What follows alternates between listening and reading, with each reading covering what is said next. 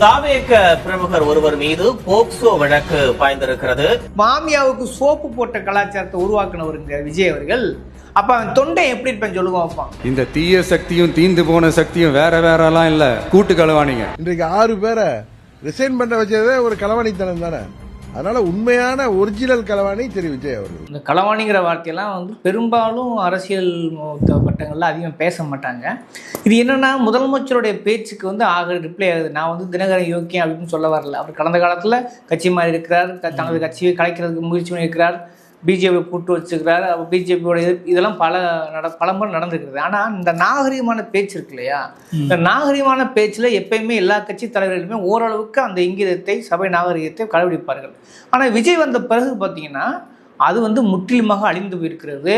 ஒரு ரவுடி பைய ஒரு மேடையில் ஏறி பேசணும் என்ன மாதிரி பேசுவானோ அந்த உடல் மொழியோடு அப்படித்தான் அவர் பேசி கொண்டிருக்கிறார். அதன் விளைவுதான், அதாவது என்ன சொன்னால் அதிமுகவும் திமுகவும் நல்லவங்க கிடையாது, கூட்டு களவாணி இருந்தாரு. இந்த தீய சக்தியும் தீந்து போன சக்தியும் வேற வேறலாம் இல்ல, கூட்டு களவாணிங்க. இந்த கூட்டு களவாணி என்ற வார்த்தை அப்படியே எடுத்துட்டு இவர் பேசுறாரு. டிடிவி என்ன சொல்றாருனாக்க, அப்ப என் கட்சியில இருந்து ஒருத்தனை தூக்கிட்டு போனையே, அப்ப நீ களவாணியா இல்லையா அப்படிங்கிறாரு. அதிமுகல இருந்து இப்ப 6 பேரை தூக்கிருக்கியே, நீ களவாணியா இல்லையா அப்படின்னு கேட்கிறாரு. அப்ப இந்த களவாணின்ற சொல்லாடலை முதல்ல ஆரம்பிச்சது யாரு? சிஎம் விஜய் அவர்கள். அதனாலதான் இன்னைக்கு டிடிவி தினகரன் பேசுறேன்னு வச்சுங்களேன். தினகரன் பேசுவதில் ஒன்றும் ஆச்சரியம் கிடையாது, உண்மைதான். ஏன்னா இவர் சொல்றாரு, வாசி நேற்று பேசும்போது பார்த்துருப்பீங்க, நமக்கு எதுக்கு இந்த குதிரை கழுத ஒட்டக்க பேரெல்லாம், மக்களின் பக்கம் அப்படி இருக்கும்போது நமக்கு எதுக்கு இந்த பேரெல்லாம்? அப்புறம் என்ன டேஸுக்கு நீங்க அதிமுக எம்எல்ஏவை எடுக்கிறீங்க? இந்த வார்த்தையெல்லாம் உண்மையிலே சொல்றேன், பேசக்கூடாது. ஒரு ஊடக தளத்துல பேசக்கூடாதுன்னு நினைக்கிறான். ஆனா இதை பேச தூண்டுறது யாரு? வேற யாரும் இல்லைங்க. கட்சி தொண்டை பேசினா கூட பரவாயில்ல, உணர்ச்சி பேசுற எதாவது பேச நம்ம எடுத்துக்கலாங்க. அது கட்சி மாவட்ட நிர்வாகி அல்ல ஒன்றிய செயலாளர், மாவட்ட செயலாளர், இப்படி அவங்க அரசியல் அறிவு இல்லாமல் புதுசாக அரசியல் வந்துருக்காங்கப்பா, ஏதோ பேசுறாங்கப்பான்னு சொன்னாலும் பரவாயில்லைங்க. ஆனா ஒரு முதலமைச்சர், ஒரு ஒரு பொறுப்புமிக்க பதவி அது. தமிழ்நாட்டின் முதல் குடிமகன், தமிழ்நாட்டின் முதல் தலைமகன், தமிழ்நாட்டுக்கு ஒரு மிக முக்கியமான இந்திய ஒன்றியத்தில் முதல் பிரதிநிதி அவர் எப்படி பொறுப்பாக பேசணும்? டேஸுக்குன்றாரு, நான் பொம்பளை சில்காங்கிறாரு, எனக்கு வாயில் வந்துருன்றாரு.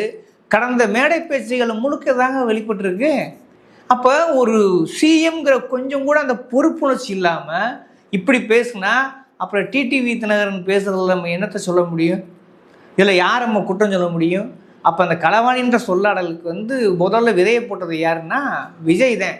அதனால டிடிவி தினகரன் சொல்லலாம் அந்த விமர்சனம் நியாயம் தான் நினைக்கிறேன். ஏன்னா அவர் கேட்குற கேள்வி பதில் சொல்லணும்ல. அவங்க எம்எல்ஏவை முதல்ல ஒரு எடுத்த வீடியோ பார்த்துருப்பீங்க. இவங்க தான் பேசி கையெழுத்து வாங்குறான்னு தெரியும். அதுக்கப்புறம் அந்த எம்எல்ஏ பல்ட்டி அடிச்சு என்ன பண்ணுறாரு, சடச வேலையை எல்லாத்தையும் காப்பாற்றின முதல்வர் என்னையை காப்பாற்ற மாட்டாரான்றாரு. அப்போ இது லஞ்சம் இல்லாமல் வேறு என்ன சொல்லுங்க?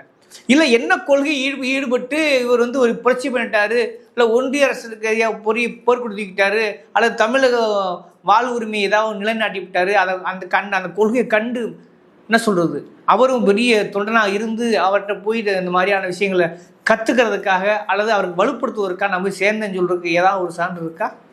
எதுவுமே இல்லை இல்லையா? அப்போ தினகரனுடைய ஆதங்கம், சொந்த கட்சிக்காரனை சொந்த எம்எல்ஏ இருந்துக்காருங்க இருந்தாலும், அப்போ அவர் கோவப்படுறதுலையோ களவாணி சொல்றதுலையோ விமர்சிக்க ஒன்றும் இல்லை. அதே உண்மை.